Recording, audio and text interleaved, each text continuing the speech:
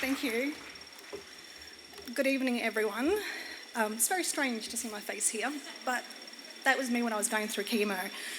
I just want to say thank you to Medicines Australia for the opportunity to stand here today.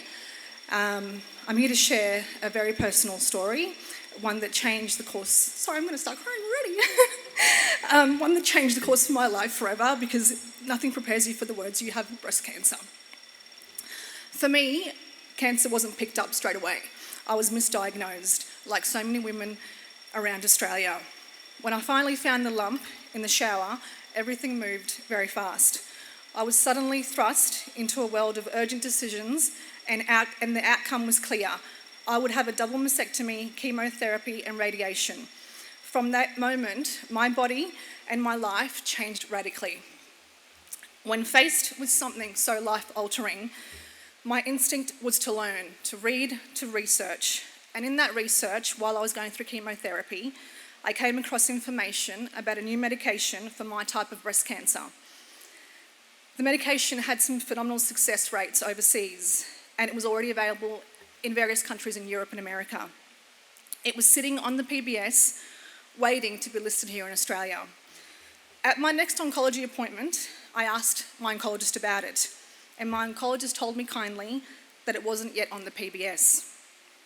Perhaps it would be in the future. Maybe I could even apply for it under compassionate grounds. I left that appointment with the question echoing in my head. What exactly are compassionate grounds? Did it mean waiting for my children? Did it mean waiting until my children were preparing to lose their mother? Or until my parents were forced to face the reality of losing a daughter? Or until my husband had to imagine building a life without me? What was that really the threshold for compassion? That I had to be on the brink of taken from the people who love me most before access would be considered under compassionate grounds. It was really hard to fathom. Throughout my chemo, I kept asking my oncologist. I researched endlessly. I even went as far as to make plans to travel to South America to access this medication on the black market. When you're staring down the unknown, desperation can make you consider the unthinkable. Then, just a week before finishing my chemotherapy, my oncologist walked in smiling. The medication was finally available. I cried tears of joy that day, but I also cried for the fact that anyone has to fight this hard or wait this long for something that could save their life. And so here I am today, standing before you. I am one of the lucky ones. But as anyone touched by cancer knows, it's rarely a story of gone and forgotten. Cancer is a shadow that lingers.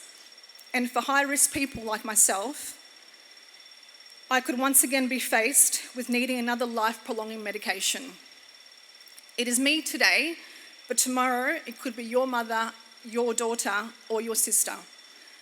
No one should have to fight bureaucracy while fighting for their life. No one should have to wonder if compassionate grounds will apply to them, when the very existence of their children, their family, and their future is the compassionate ground. My story is not unique. It is one of many across Australia.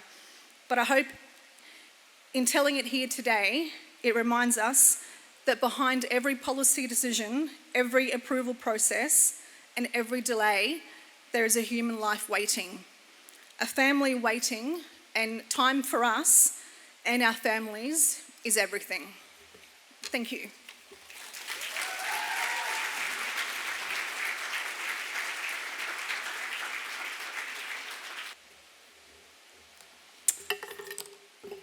I'll just take a moment to reflect on that. Thank you, Maria, for sharing your story.